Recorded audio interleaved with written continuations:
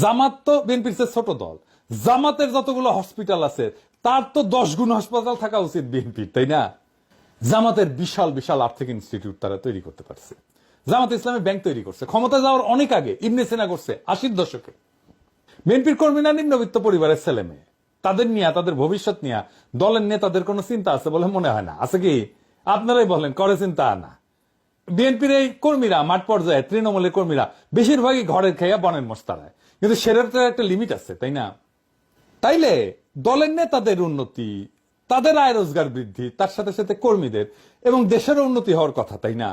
বিএনপির বেলায় কিন্তু সেটা দেখি না। তো জামাতের বেলায় দেখা যায়, কিন্তু জামাতের বিশাল বিশাল আর্থিক ইনস্টিটিউট তারা তৈরি করতে পারছে।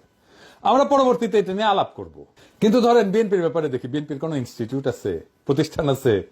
ধরেন হাসপাতাল, ডায়াগনস্টিক সেন্টার, ওষুধ কোম্পানি, মানে জামাত যেগুলো করে আর কি, ব্যাংক, গার্মেন্টস, মার্কেট, স্কুল আছে, বিশ্ববিদ্যালয় আছে, টিভি স্টেশন আছে, ব্যাংক আছে, হোটেল আছে, রেস্টুরেন্ট আছে, এমনকি নাটকের দল, গানের দল আছে? নাই।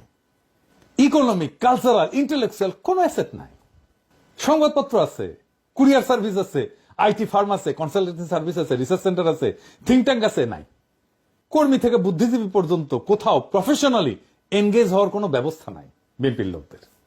বিএনপির কয়টা প্রতিষ্ঠান আছে যেখানে তাদের কর্মীরা চাকরি পায়? বিএনপির শক্তিশালী শ্রমিক সংগঠন কোথায়? জামাত তো বিএনপির চেয়ে ছোট দল। জামাতের যতগুলো হসপিটাল আছে তার তো 10 গুণ হাসপাতাল থাকা উচিত বিএনপির, তাই না?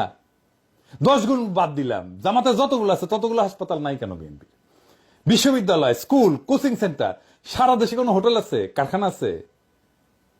বিএনপি কর্মীরা কেন স্বাভাবিকভাবে জানে না যে অমুক প্রতিষ্ঠানে গেলে আমার চাকরি হওয়ার কথা? জামাত ইসলামী ব্যাংক তৈরি করছে, ক্ষমতা যাওয়ার অনেক আগে ইবনে সিনা করছে 80-র দশকে। আর একটা কারণ, এই সমস্ত প্রতিষ্ঠান থাকা রাজনৈতিক দলের জন্য খুবই দরকারি, কারণ পার্টির কর্মীদের কাজের মধ্যে থাকা দরকার।